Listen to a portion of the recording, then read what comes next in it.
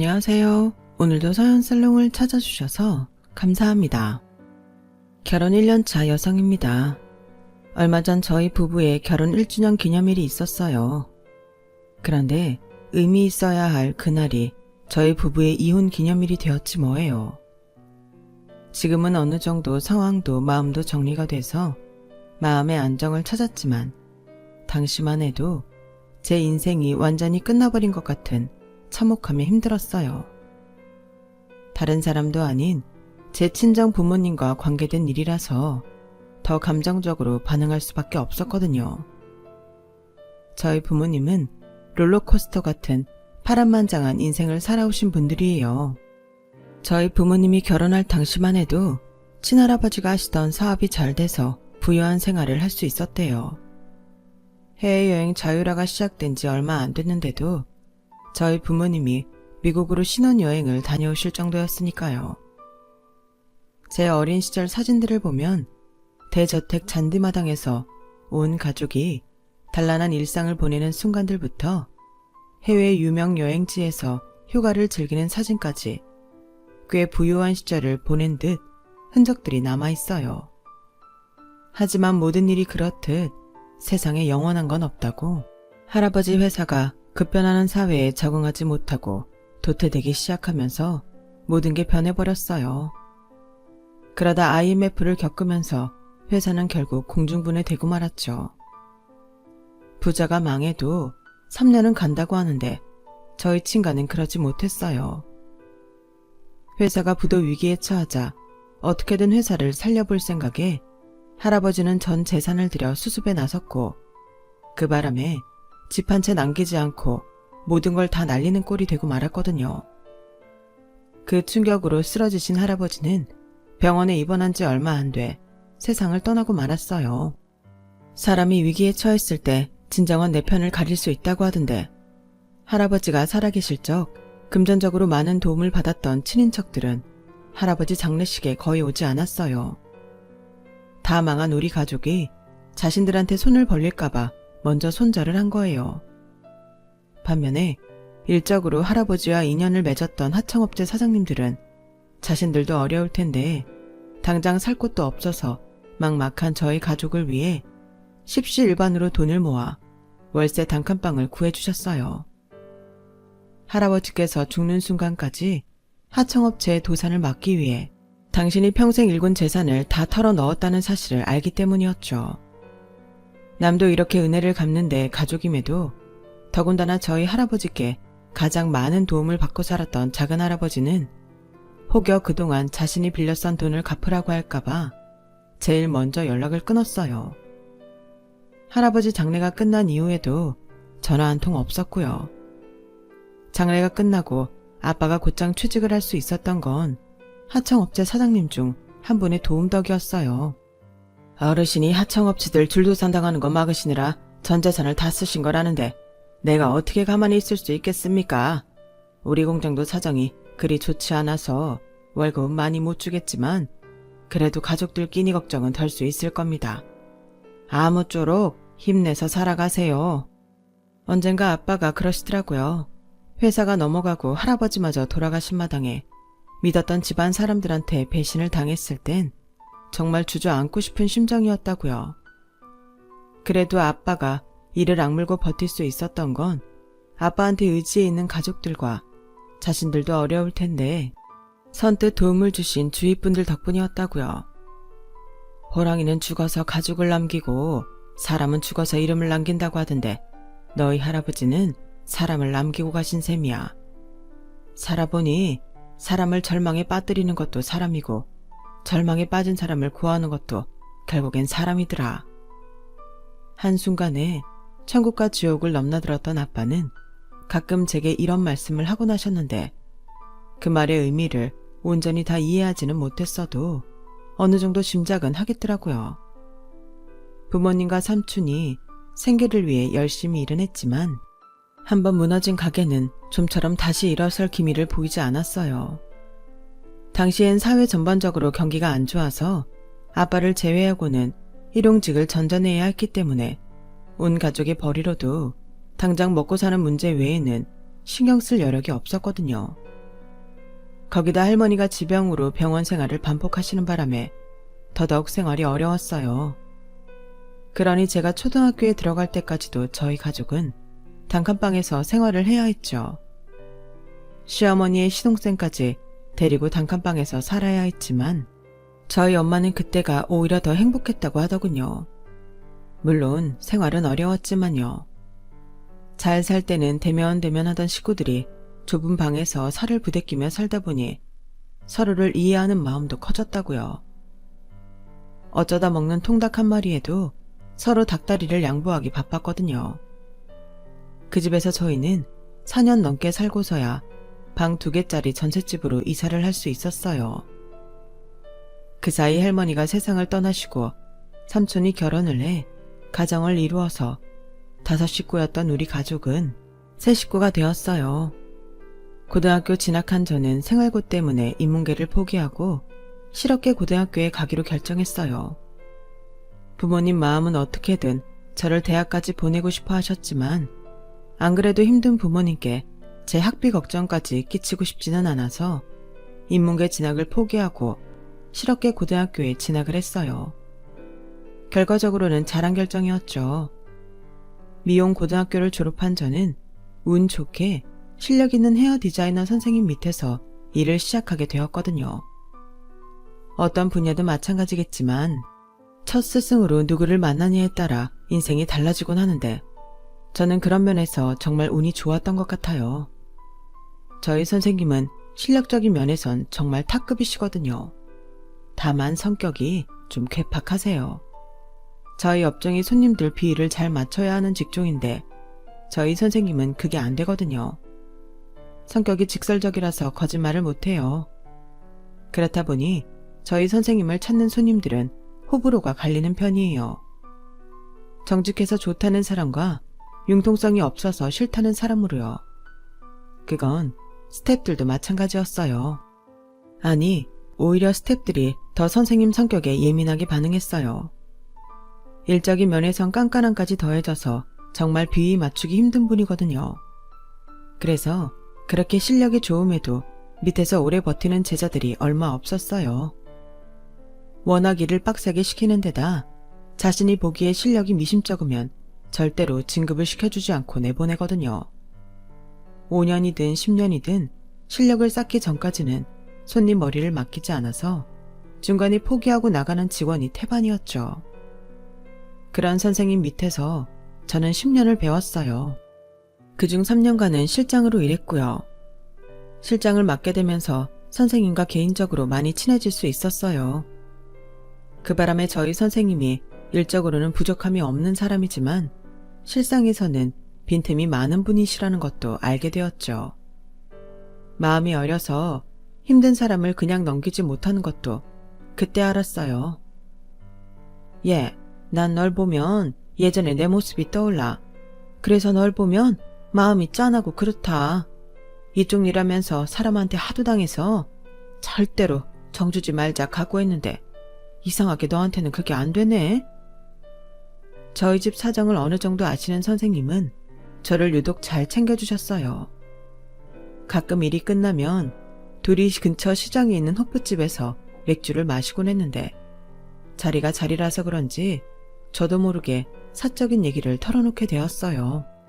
아빠가 뺑소니석으로 다리를 다쳐서 일을 못하게 되신 것과 엄마가 아빠를 대신해 가장 노릇을 하느라 오랜 시간 식당 일을 하셨는데 팔이랑 손을 너무 많이 사용해서 류마티스 관절염으로 고생을 하신다는 그런 얘기들이었죠.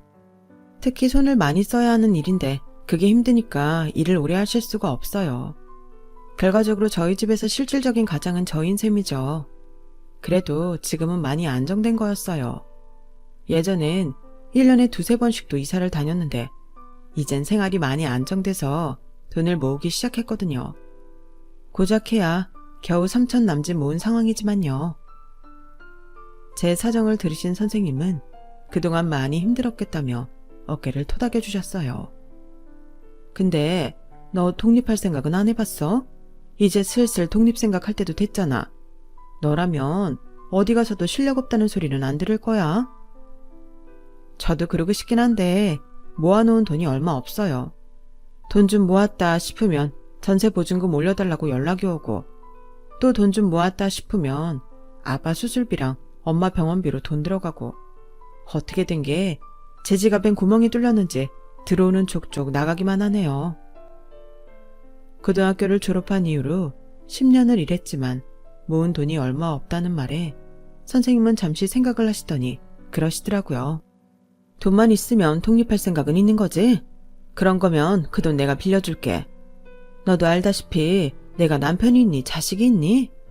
이혼한 이후로 나는 너랑 달리 부양할 부모도 없어서 딱히 돈 쓸 데도 없어. 언제든 너 돈 생기면 그때 갚으면 되니까 한번 생각해봐. 정말 고마운 말씀이었지만 그렇다고 남의 돈으로 덥석 가게를 차리기에는 걱정이 앞섰어요. 잘 되면 다행이지만 안 되면 그땐 돈도 잃고 사람도 잃는 거니까요. 그래서 망설이고 있었는데 하루는 일을 마치고 집에 갔더니 엄마랑 아빠가 싱글벙글한 표정으로 저를 맞으시더라고요. 무슨 좋은 일이 있었냐고 물으니 임대 아파트에 당첨이 돼서 이제는 집 걱정을 덜었다고 하는 거예요. 비록 평수는 작지만 인서울에서 매달 고시원비 정도만 내고 세 식구가 살 수 있으니 이보다 좋을 수가 없었죠. 게다가 계절 바뀔 때마다 보증금 올려달라는 말을 안 들어도 되니 얼마나 좋아요. 집에 안정되고 나니 한시름 놓겠더라고요. 제가 시집을 간 뒤에도 저희 부모님이 집 걱정은 안 하고 살 수 있다는 게 그렇게 마음이 놓일 수가 없었어요. 이제 착실히 돈 모아서 내 샵을 차리는 일에 집중할 수 있겠다 싶었죠. 그리고 얼마 뒤 선생님이 저를 원장실로 불렀어요. 일전에 운을 띄우셨던 제 독립 문제를 상의하자고 하시더군요. 돈 걱정은 말고 일단 저질러 보라고요. 더 늦으면 용기가 안 나서 힘들 거라면서요. 일이 되려고 그랬는지 부모님 집 문제도 해결됐고 저도 이제는 돈을 좀 모을 수 있는 상황인지라 욕심이 났어요. 그래서 하겠다고 말씀드렸죠. 그러자 선생님은 기다렸다는 듯이 백을 들고 일어나셨어요. 가자. 내가 받은 자리가 있어. 어려운 결심했는데 시간 끌 거 뭐 있니? 바로 가서 가게 자리 보고 마음에 들면 바로 계약하자. 이미 오랜 전부터 제 독립을 염두에 두신 선생님은 속전속결로 일을 진행하셨어요. 인테리어며 제품 거래처까지 일일이 연결해 주시면서 마치 고명딸 시집 보내는 친정엄마처럼 제 샵 오픈에 나서주셨죠. 이렇게 한 달 간격으로 제 샵이 오픈을 했고 저희 집도 이사를 했어요.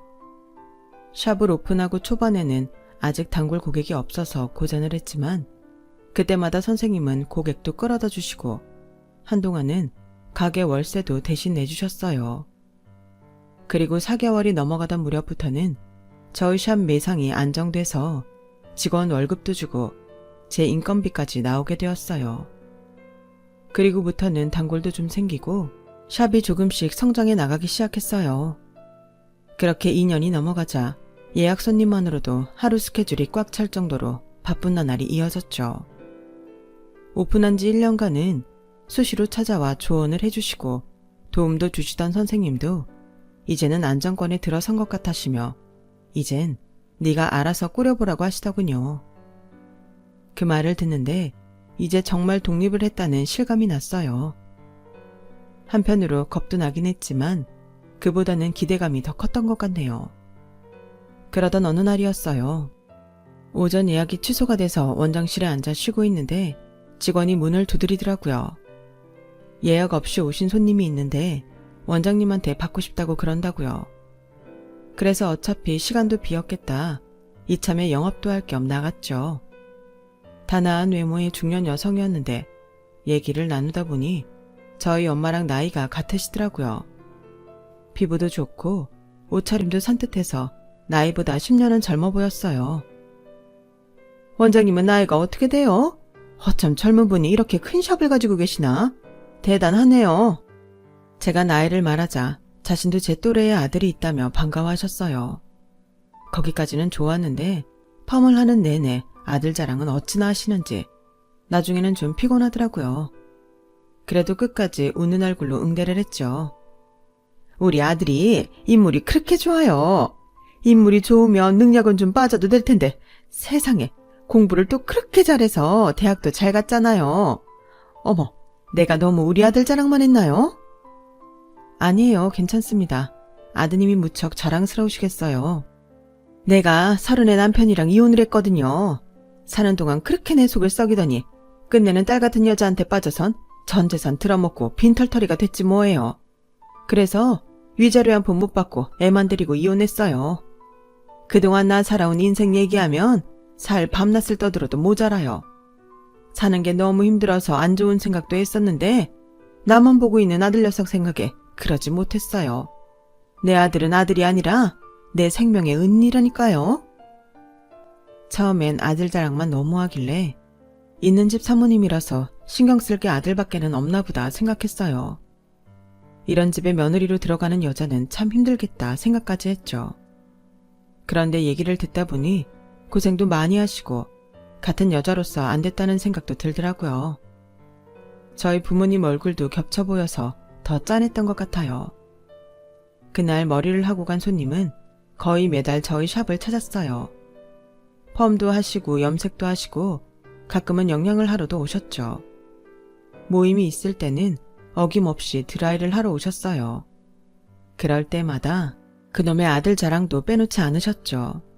하도 그러는 통에 가게 스태프들은 다들 고개를 절레절레 흔들었지만 이상하게도 저는 그분이 싫지 않더라고요.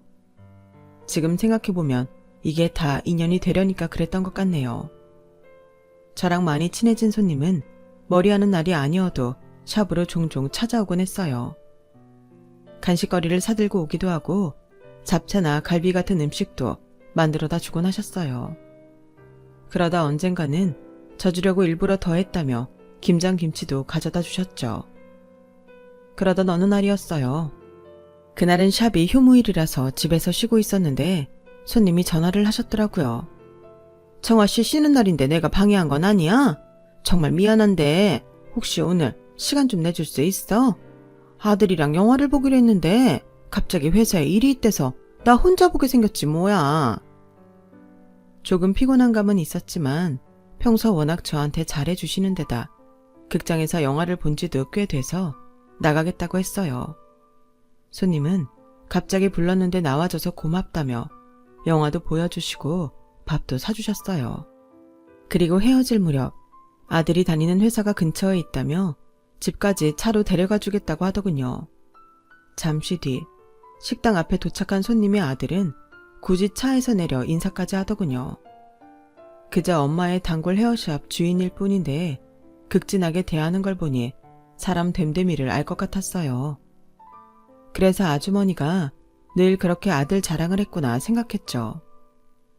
저희 집까지 데려다 주겠다고 하는데 얘기를 들어보니 집 방향이 반대 방향이라서 그냥 버스를 타겠다고 하고는 혼자 돌아왔어요. 그리 가까운 사이도 아닌데 저희 집까지 노출하는 게 조금 꺼려졌거든요. 그리고 며칠 뒤 손님 아들이 샵으로 왔어요. 머리를 하러 왔다고 하는데 이상하게 그게 목적은 아닌 것 같았어요.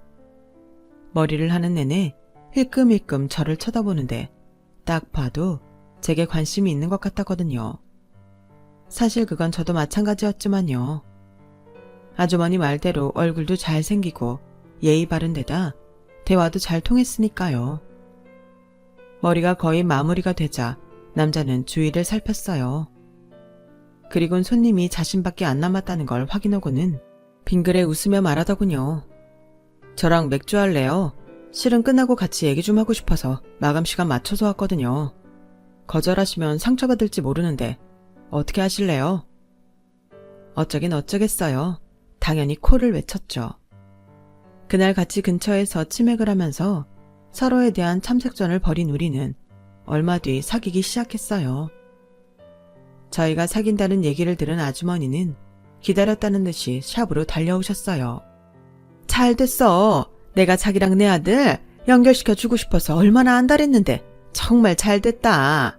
내가 두 사람 잘 되도록 열심히 밀어줄 테니까 마음 놓고 예쁜 연애해요. 알았죠? 마치 당신 일처럼 기뻐하는 아주머니를 보자 기분이 좀 묘했어요. 혼자 몸으로 아들을 키우면서 아들에 대한 집착이 많을 줄 알았는데 의외로 아들의 연애를 적극 지지해 주시니 말이에요. 남자친구는 어머님께도 공개한 마당에 감출 게 뭐 있냐며 매일 밤 퇴근 후에 저희 샵으로 찾아왔어요. 손님들로 북적이던 샵에서 단둘이 데이트를 즐기려니 기분이 묘하더라고요. 그동안 먹고 사는데 급급해서 내 안의 연애세포는 죽고 없는 줄 알았는데 이 남자랑 만나는 동안 그게 아니라는 걸 깨달았어요. 나도 누군가에겐 여자이고 싶어 한다는 걸 알게 됐거든요. 1년 남짓 연애를 한 우리는 어느 순간부터 거의 결혼할 사이처럼 관계가 굳어졌는데 그건 남자친구 엄마의 영향이 컸어요. 저희 샵에 오실 때마다 저를 며느라 이렇게 부르셨거든요. 자기 나랑 결혼 안 할 거야? 우리 엄마는 이미 자기를 며느리로 생각하고 호칭도 그렇게 부르고 계신데 자기는 나한테 그렇게 확신이 없어? 내가 믿음이 안 가는 놈이야? 아니야. 그래서 그런 게 아니라 아직 프로포즈도 없었고. 프로포즈? 그거면 되는 거야. 난 당연히 결혼하는 걸로 알고 있어서 안 했던 건데 자기 원한다면 내가 아주 근사하게 해줄게.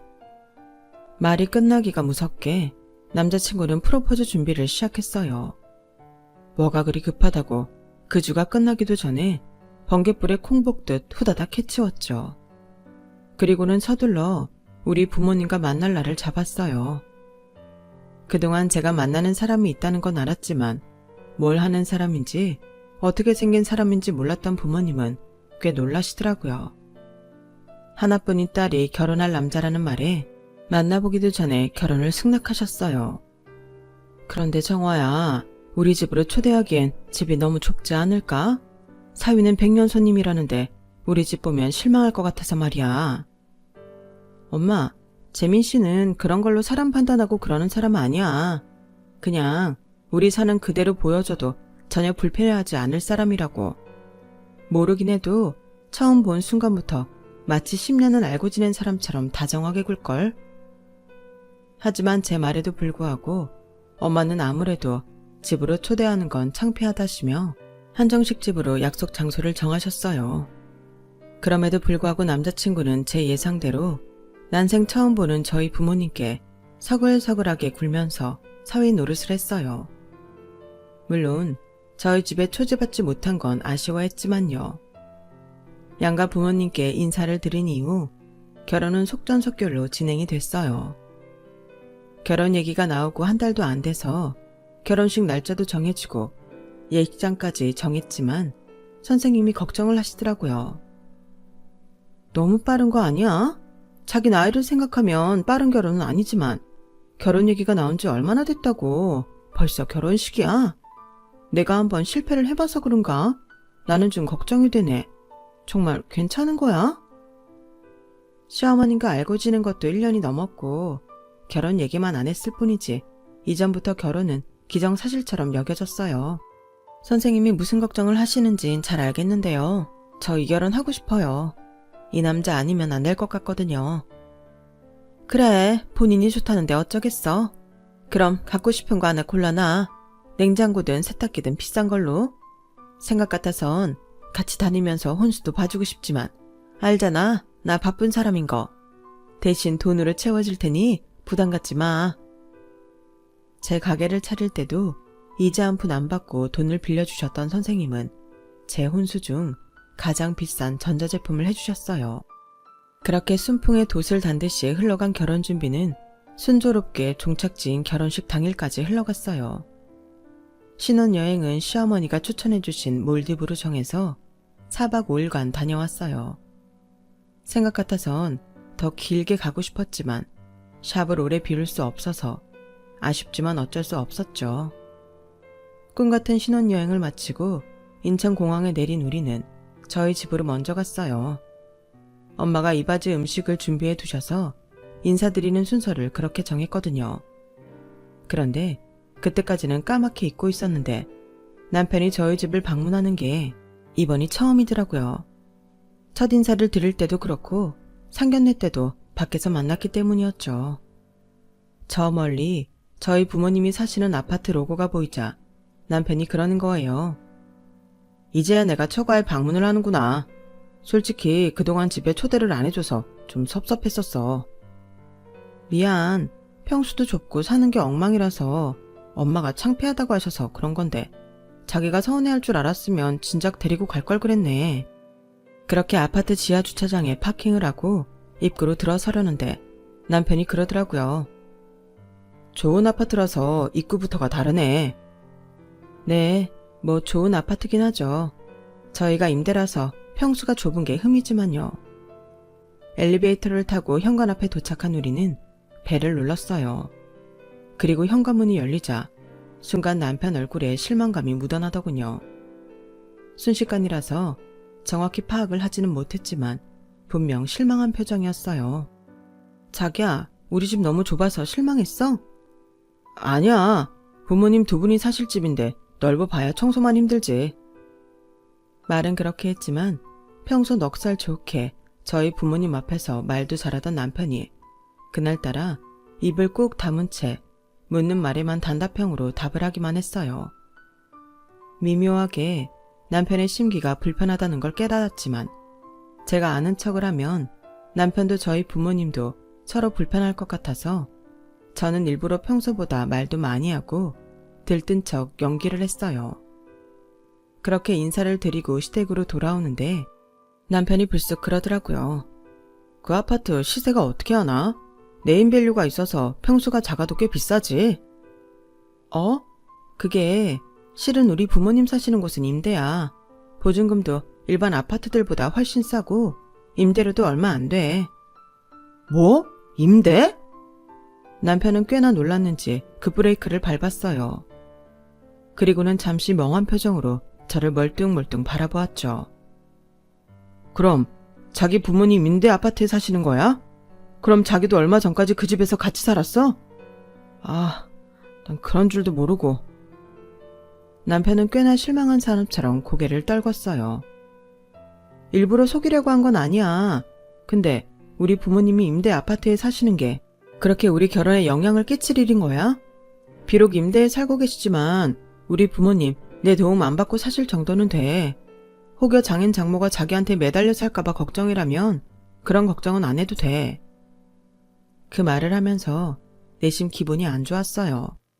솔직히 저희 신혼은 시댁에 차리게 되었거든요. 시댁이 그리 넓은 평수가 아닌 작은 빌라임에도 어머님이 혼자 사시기 적적하시다며 끝까지 고집하셔서 그렇게 된 거였죠. 나는 자기 부모님 모시고 살게 됐는데 내 친정이 임대 아파트라는 것만 문제를 삼으니까 서운했어요. 연애를 할 때는 몰랐는데 막상 결혼을 하고 보니 남편과 시어머니는 절대 내 편이 아니더라고요. 남편이 저희 친정에 대해 어머니께 말씀을 드린 이후 시어머니도 저를 대하는 태도가 달라지셨어요. 마치 저를 길거리에서 주워온 거지대하듯 하셨거든요. 말끝마다 사사건건 제 속을 뒤집는 말만 골라 했어요. 이거 좀 접시에 담아서 티테이블에 올려라.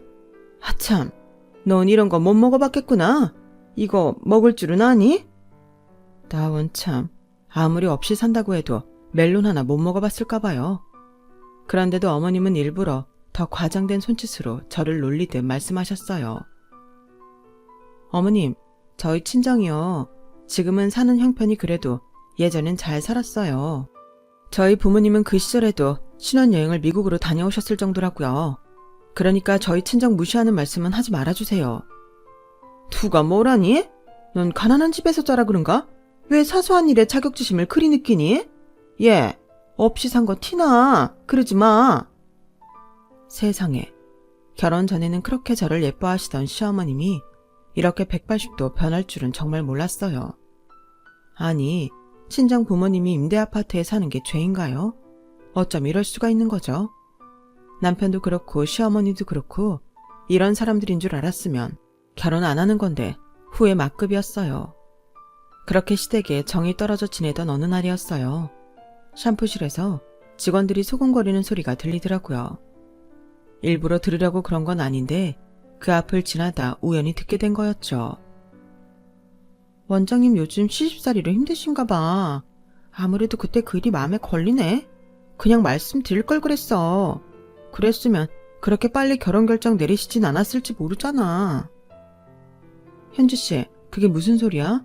나한테 할 말이 있었어? 제가 샴푸실로 들어가 말을 붙였더니 직원들이 서로 눈빛을 주고받으며 제 눈치를 보더라고요.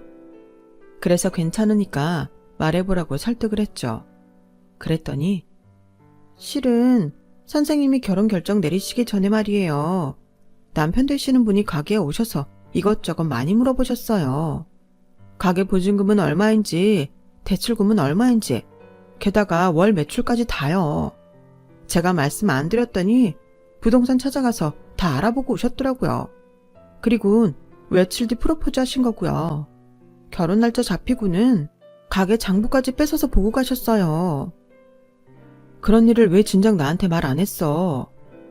남편분께서 비밀로 해달라고 하셔서 죄송해요, 선생님. 화가 나긴 했지만 그렇다고 직원한테 난 화는 아니었어요. 애초에 그런 걸 뒤에서 알아본 사람이 잘못이니까요. 그런데 이게 다가 아니었어요. 부동산에 알아보니 남편 이전의 시어머니가 저에 대해 조사를 하고 다니셨더라고요.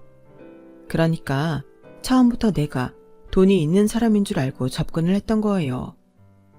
고작 30밖에 안 된 여자가 대출금 없이 그 큰 샵을 차렸으니 돈 있는 집 딸이라고 생각했던 거겠죠. 그랬다가 저희 친정이 임대 아파트에 사는 걸 알고는 실망을 한 거고요. 지나고 보니 퍼즐이 하나둘 맞춰지기 시작했어요. 남편과 시어머니의 변심이 나 때문이 아니라 돈 때문이었던 거죠. 믿었던 사람들한테 배신을 당하고 보니 모든 게 다 의심스럽더라고요. 그렇다고 누구한테 속 터놓고 상의를 할 수도 없었어요. 부모님께 말씀드리자니 그간 효도도 못 해드려놓고 걱정만 끼치는 것 같아서 안 되겠고, 선생님을 찾아가자니 일전에 선생님이 결혼에 대해 신중하라는 말씀을 가볍게 넘긴 게 걸려서 못 가겠더라고요. 그렇게 벙어리 냉가슴으로 지내던 어느 날 친정 엄마한테 전화가 왔어요. 목소리를 들으니 분명 집에 일이 있는 건데 엄마는 끝까지 아무 일 없다고 그저 목소리나 들으려고 전화를 했다고 하시는 거예요. 제가 엄마 딸로 산 세월이 얼만데 그걸 모르겠어요. 그래서 전화로 얘기 안 하면 집으로 가겠다고 하니까 그제서야 말씀을 하시더라고요. 아파트 재계약을 해야 하는데 보증금이 인상돼서 걱정이야. 혹시 돈 좀 있니? 없어도 만들어야지. 엄마 걱정 마. 임대라서 보증금 인상도 얼마 안 할 테니까 그건 내가 처리해 줄게. 엄마 딸 그 정도 능력은 돼. 그거 외에 다른 문제는 없고? 다행히도 보증금 인상 외에는 문제는 없는 것 같았어요. 내심 다행이라고 생각했죠. 제가 처리해 드릴 수 있는 금액이었으니까요. 그런데 전화를 끊고 거실로 나와 보니 어머님이 저를 바라보는 눈빛이 싸늘한 거예요. 아니나 다를까 저보고 와서 좀 앉아보라고 하시더군요. 너 친정에 돈 해줄 생각이니? 어머님, 그게요. 저희 부모님 사시는 곳이 임대 아파트라서 2년마다 재계약을 해야 하는데 보증금이 조금 인상이 되나 봐요. 얼마 안 하는 거라서 제가 대신 해드리려고요. 얘 말하는 것 좀 봐. 그걸 왜 네 마음대로 결정하니? 우리 아들한테 허락을 받아야지. 내가 네 부모님이 임대 산다고 할 때부터 이런 날이 있을까 봐 걱정했어. 2년에 한 번 재계약이면 앞으로도 2년마다 너 보고 돈 달라고 할 거 아니니? 아니, 내 아들이 호구니? 왜 네 친정 부모 보증금까지 대줘야 해? 너도 입 있으면 말해봐라. 이게 말이 되는 경우니? 솔직히 이런 문제는 남편과 상의하는 게 맞죠. 그런데요, 솔직히 그러기 싫더라고요. 어머님, 이런 말씀 드리기 뭐하지만 이번 보증금 문제는 어머님이 뭐라고 하셔도 제가 부담할 거예요. 결혼하고 지금까지 저 친정에 10원 한 푼 가져다 준 적 없어요. 오히려 어머님께는 백이며 구두, 심지어 피부 관리실 쿠폰까지 끊어드렸잖아요. 그때 그이가 저한테 상의 한마디라도 했나요? 안 했어요. 제 카드 들고 와서 당당히 결제하고 저한테 통보만 했을 뿐이었다고요. 어머님께 들어간 돈보다 저희 친정 보증금이 훨씬 덜 나가는데 그래도 제가 그이한테 허락받아야 하는 걸까요? 그리고 저희 친정이 임대 아파트에 산다고 자꾸 깔보시는데요. 임대가 어때서요? 집이 임대지 사람이 임대는 아니잖아요. 어디서 살든 그 집에 사는 사람만 제대로 살면 되는 거 아닌가요? 저요, 어머님이 저한테 뭐라고 하시는 건 참을 수 있지만 제 친정 형편 가지고 흉보시는 건 더는 못 참겠어요. 그러니까 어머님도 그 부분은 조심해 주셨으면 좋겠어요. 이미 남편과 시어머니한테 정이 떨어진 저는 이를 악물고 속에 있는 말을 다 했어요. 어차피 나라는 사람이 아니라 내 돈을 보고 혼사를 진행한 사람들이라는 걸 안 이상 저도 똑같이 대하고 싶었거든요. 오냐, 알았다. 네가 돈 좀 번다고 유세를 떨고 싶은 모양인데 그래, 어디 네 마음대로 해봐라. 그날 이후 시어머니는 찬바람이 쌩쌩 불 정도로 제게 차갑게 대하셨어요. 그런데 그게 다가 아니었어요. 결혼 전에 어머님이 저희 샵으로 지인분들을 소개해 주신 적이 있었는데 그때 오셨던 분들이 2년 넘게 단골로 저희 샵을 다니고 계셨거든요. 그런데 그분들이 하루아침에 걸음을 뚝 끊으신 거예요. 이상하다 싶었지만 시어머님 지인이라서 더는 관여 않고 잊고 있었는데 하루는 어머님 지인분들 중 한 분이 샵으로 오셨더라고요.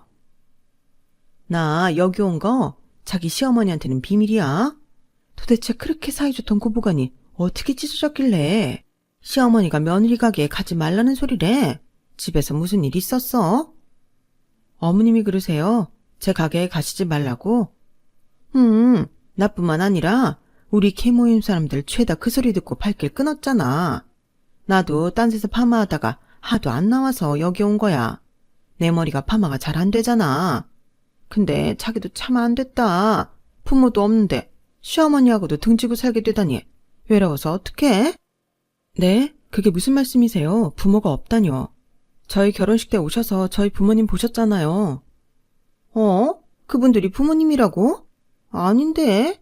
박 여사가 그분들은 자기가 돈 주고 대행업체 통해 부른 사람들이라고 하던데 결혼식 때는 아무 말 없더니 자기가 신혼여행에서 돌아오고 이틀 뒤든가 박 여사가 그러더라고. 그동안 창피해서 말 못했는데 자기가 구하라고. 근데 그게 아니었어.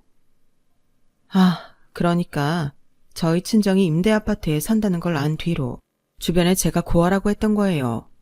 멀쩡히 살아있는 제 부모님까지 죽여가며 임대 사는 걸 감추려 하다니 정말 기가 막히더라고요.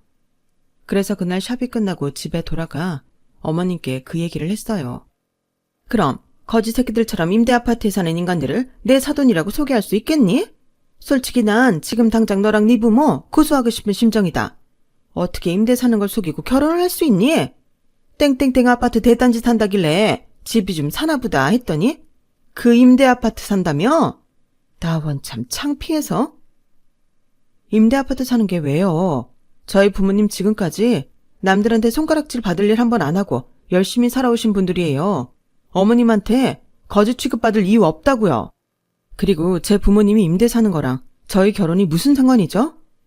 왜 상관이 없어? 내 아들이 처가 덕도 못 보고 살게 생겼는데 내가 왜 널 며느리감으로 택했는지 아니?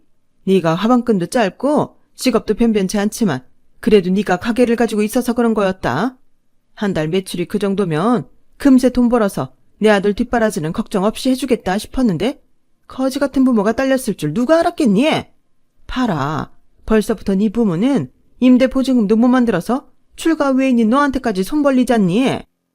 그게 어때서요? 이도 어머님 일이라면 물불 안 가리고 도와드리잖아요. 그런다고 살아계신 내 부모님을 죽은 사람으로 만들어요? 저를 고아로 둔갑시키면서요? 그게 말이 되는 짓이냐고요.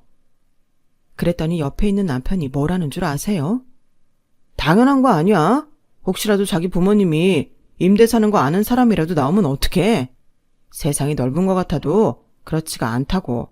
엄마도 다 자기 생각해서 그런 건데 그게 목에 핏대 세우고 따질 일이야. 나 같으면 고맙다고 절이라도 하겠네. 뭐? 당신 그걸 말이라고 해? 그럼 나도 밖에 나가서 자기가 구하라고 하면 되겠네. 어머님, 이 집 전세잖아요. 저도 부동산 통해서 알아봤어요. 전세도 엄연히 남의 집 빌려 쓰는 건데 그것도 임대 아닌가요?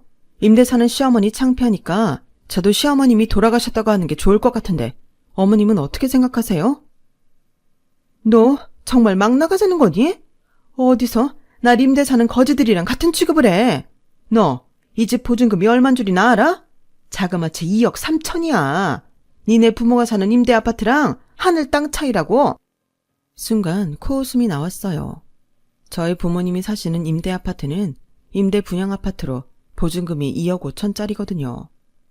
물론 제 사연을 들으시는 분들은 도토리 키재기라고 하시겠지만 말이에요. 어머님, 저희 부모님 사시는 임대는 보증금이 2억 5천이에요. 게다가 은행 대출금도 없고요. 근데 어머님 이 집은 어때요? 대출금 잔뜩 꼈잖아요. 그래놓고 누구 보고 임대 거지래요? 당신도 할 말 있으면 해봐. 나 몰래 우리 집에 대해 뒷조사 다 했잖아. 안 그래? 솔직히 저요. 그동안 어머님이랑 이희한테 할 말 없어서 안 한 거 아니에요. 이희가 명문대 나왔다는 것도 거짓말이고 직장도 정규직이 아니라 비정규직인 거 아는데도 모른 척 덮어뒀던 거라고요. 돈보다는 사람이 먼저라고 생각했으니까요. 제 실력도 있고요. 그런데 이제 보니 사람은 더 형편이 없네요. 차라리 잘 됐어요. 이미 정도 떨어진 마당에 더 살아서 뭐 하겠어요. 이쯤에서 헤어지고 남남으로 사는 게 낫지. 얘, 그게 무슨 소리니? 너 지금 내 아들을 이혼남을 만들겠다는 거니? 안 된다. 내 눈에 흙이 들어가기 전에는 절대 안 돼. 왜요? 돈 잘 버는 며느리 버리긴 아까우세요? 지인분들한테 저를 두고 그러셨다면서요. 천에 고하지만 한 달에 수천 번은 헌금할 나는 거위라고. 그래서 어떻게든 끼고 살 생각이라고요. 근데 저요. 어머님이랑 어머님 아들 위해서 헌금할 낳아드리기 싫어요. 제가 미쳤어요? 난 아침부터 밤까지 다리가 퉁퉁 붓도록 일해서 돈 버는데 아무것도 안 하고 여왕 대접만 받으려고 드는 어머님 손에 현찰 안겨드리게요. 싫어요. 그럴 돈 있으면 저희 부모님 호강이나 시켜드릴래요.